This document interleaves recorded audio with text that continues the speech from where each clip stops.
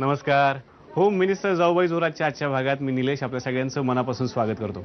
घराघरातल्या जाऊबाईंमध्ये प्रचंड उत्सुकता आणि आदर असलेली ही मानाची पैठणी घेऊन आज आम्ही आलोय ठाणे पश्चिम भागामध्ये आणि आजचा खेळ रंगणार आहे गोकुळनगर गणेश गल्लीमध्ये राहणाऱ्या जाधव कुटुंबियांमध्ये. एकत्र कुटुंब पद्धतीत राहणारी ही फॅमिली मूळची आहे जळगाव जिल्ह्यातल्या आमळदे गावची आणि गेली 40 वर्षे त्यांचं ठाण्यामध्ये वास्तव्य आहे. गर्दी पाहिली ती प्रचंड. ही आहे होम मिनिस्टरची क्रेज. तेव्हा पटकन भेटूयात जाऊबाईंना. नमस्कार. तुमच्या जाधव परिवारातर्फे स्वागत आहे. थँक्यू.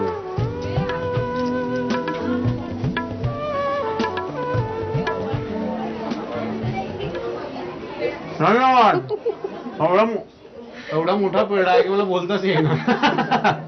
वेलकम. थँक्यू. पण काय हो केवढी गर्दी आहे बाहेर. कुणाची क्रेज आहे एवढी? अरे देवा, मला वाटतं दोघींपैकी कुणाची तरी एकीची जास्त क्रेज आहे. बघा आम्हाला किती मतदान पडतंय आज असं तुमचं म्हणणं आहे. थोरले जाऊबाई कोण? तुम्ही ओळख करून द्या आता. माझं नाव सुनीता संजय जाधव. हे माझे मिस्टर संजय जाधव. हा माझा मुलगा मिलिंद. ही माझी मुलगी चैताली. धाकट्या जाऊबाई तुम्ही ओळख करून द्या. माझं नाव वैशाली मंगेश जाधव. हे माझे मिस्टर मंगेश जाधव. या माझ्या सासूबाई शकुंतला जाधव आणि या माझ्या नणंदबाई आहेत मिसेस मंगला ठाकूर. जाधव कुटुंबाची ओळख झाली आणि आता सासूबाईंची गप्पा मारूया. सासूबाई आपल्यासोबत आहेत श्रीमती शकुंतला जाधव. नमस्कार. नमस्कार. छान परीक्षण करावर का अगदी हो. मस्तपैकी बाहेर गर्दी बिर्दी. मग तुम्हाला काय वाटतं एवढी गर्दी आता जमलेली आहे ती कुणासाठी, कुठल्या सुनेसाठी, कुणाचा विजय होणार आज? विजय मोठ्या सुनेचाच होऊ शकतो. तुम्ही ठरवून टाकलं मोठ्या सुनेचा होणार का बरं असं? कारण का तिला लहान आहे, तिला जास्त खेळायची सवय नव्हती लहानपणापासून. अच्छा. म्हणून तिला नाही खेळ. स्वभाव कसा आहे थोरल्या सुनबाईंचा? स्वभाव खूप छान आहे. माझा असं आजारी वगैरे पडली तर त्याच बघतील. वेळेवर नाश्ता वगैरे जेवण थोरल्याच देतात आणि लहान पण देतात. पण आमचं मोबाईलचं शॉप इथे आहे ना समोर. अच्छा. तर त्या मोबाईलच्या शॉप मध्ये सकाळी स्वयंपाक करते 2 नंबर. अच्छा. आणि ती तिथे जाते. नंतर जेवायला येते. परत संध्याकाळी जाते. मग संध्याकाळी ही मोठी थोरली जाऊबाई करून ठेवते स्वयंपाक. मग दोघींपैकी आता चिडखोर कोण आहे जास्त असं वाटतं? चिडखोर धाकटी जरा आहे पण लगेच शांत होते. काय स्वभावातले गुण त्यांनी बदलले पाहिजे धाकट्यांनी? स्वभावातले म्हणजे असं विचारलं की पटकन राग नाही काय यायला पाहिजे. मी काही जरी विचारलं बोलली तरी राग नाही पाहिजे. हे माझं आहे असं. बरं. आणि शांतता. पण ती तसं घरातलं जे वातावरण आहे त्या वातावरणात ती वागते तशी. बरं. मग तिने सांगितलं आता नाही ग आई असं बोलते पण तिच्या काही मनात नाहीये. तू नको असं राग जरू. मग शांत होते लगेच. आणि थोरल्यांनी काय बदलले पाहिजे? थोरली आहे सगळं व्यवस्थित आहे. तिच्यात काहीच बदलायची गरज नाहीये. तुमचं सांगणं नाहीये. फक्त धाकट्यांना काय सांगते आम्ही पोहोचवतो त्यांच्यापर्यंत. चालेल ना? हो चालेल. आता छान प्रश्नांची उत्तर द्या. 5 प्रश्न मी तुम्हाला विचारणार. थोरल्या किंवा धाकट्या असं उत्तर द्या. हो. पहिला प्रश्न आहे घरातल्या जबाबदारीकडे कोणत्या सुनबाई कानाडोळा करतात? धाकट्या सुनबाई. धाकट्या? हा कारण त्या मोबाईलच्या शॉप मध्ये असतात ना. अच्छा. नाही तसं कारण म्हणून नाही. दोघी समजा घरी सुट्टी आहे दोघींना. मग दोघी पण लक्ष देतात. अच्छा. दोघी पण मिळून मिसळून कामं करतात. बरं. हे पण थोडंसं कोणाकडून कानाडोळा होईल असं तुम्हाला वाटतं? धाकट्या सुनबाईकडे होईल असं वाटतं. घरी असून पण होईल. बरं. पुढचा प्रश्न आहे घरात खूप पाहुणे येणार असतील तर स्वयंपाकाची जबाबदारी कुणाला सोपवा? थोरल्या सुनबाई. बरं. पुढचा प्रश्न आहे नवऱ्या माझ्या मुठीत ग ही म्हण कोणत्या सुनबाईंना लागू पडते? कुठल्याच नाही. कुठल्या दोघी पण सुनणार नाही. मी सांगते तसं मुलांनी वागायचं आणि मी सांगते तसं सुना वागतात. बरं. म्हणून नवरा माझ्या मुठीत असं नाहीच कुणाकडे. नाहीच. तरी पण आता 10 मार्क समजा द्यायचं तर कोणाला द्यावी लागतील आणि कोणाला नाही देता येणार? धाकट्या सुनबाईंना. धाकट्या सुनबाईंना किती? 9. का बरं? मोठ्या सुनबाईंना कारण ही 15 वर्ष झाली. ही जरा ट्रेन झाली ना जास्त.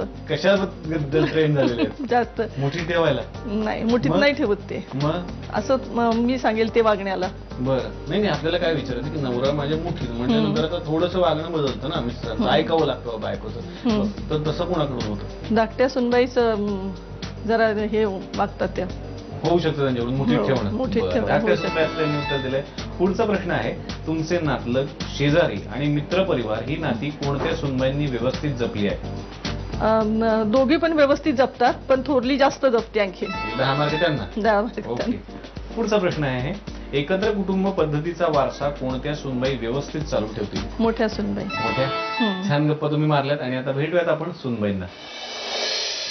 जाऊबाई आपल्या सोबत आहेत. खेळणार आहेत बझर राऊंड. बघत काय काय धमाल येणार आहे. थोडीशी गप्पा मारत आधी त्यांच्याशी. थोरले जाऊबाई कोण? मी. तुम्ही आता यांच्या स्वभावाची ओळख करून घ्या मला. ती आहे जरा रागीट आहे पण पटकन तिचा स्वभाव म्हणजे समजून घेते म्हणजे असं. सुरुवातीला तर रागीट हा गुण त्यांनी सांगितलेला आहे, म्हणजे कधीतरी ना काहीतरी प्रसंग घडला नक्कीच, ते असं घडलं की मग खूपच तुमच्यावर चिडल्या? म्हणजे मुलाने त्रास दिला की ती चिडते माझ्यावर, तुम्ही त्याला हे नाही करत बाबा असं. तुमच्या मुलांनी की त्यांच्या मुलांनी? नाही, माझ्या मुलाने ती बोलते तुम्ही त्याला ओरडत नाही असं, म्हणजे पटकन ती मला बोलते मग असं. यांचा बघण्याचा कार्यक्रम झाला तेव्हा तुम्ही गेला होता बघायला? हो गेलेली. मग तुम्हाला आवडल्या होत्या का पहिल्यांदा हो बघितलं? आवडली. काय आवडलं होतं त्यांच्यातलं? म्हणजे बोलणं तिचं, त्यावेळेचं बोलणं. त्या वेळेचं बोलणं आणि आत्ताचं? आताच पण आवडतं तसं, पण आवडतं कधी कधी तसं? खटकतं. काय खटकतं सांगून टाका आज, समोरासमोर सांगून टाका काय म्हणजे खटकतं? असं पटकन बोलून टाकते असं. अच्छा, हे बरोबर म्हणून पटकन एकदम बोलता बरोबर तुम्ही बोलताय. उलटून. बरोबर आहे. एकदम बरोबर आहे. यांचा कसा आहे स्वभाव? यांचा सॉफ्ट आहे. आता नॉर्मली माझा स्वभाव असा आहे की मी फ्रँक आहे, समोर जे असेल ते मी पटकन बोलून मोकळं होते. पटापट बोलून टाकायचं? मी पटापट असं नाही, पण निदान त्या गोष्टीचं तात्पर्य त्यांना समजेल असं. अच्छा, म्हणजे योग्य त्यावेळी बोलायचं, सोडायचं नाही अजिबात? चिपतात नाही. अजिबात सोडायचं नाही. बरं, असं कुठलं गुपित आहे का दोघींमध्येच ठेवलं? सासूबाईंना पण माहित नाही, आम्ही दोघींनी खूप मजा केली आहे. म्हणजे आई एक दिवस गावाला गेला होता, त्यावेळेस त्यांनी त्यांच्या मुलीचे ड्रेस ट्राय केले होते. कुणी? ताईंनी. मला वाटलं आई. नाही, आईने नाही.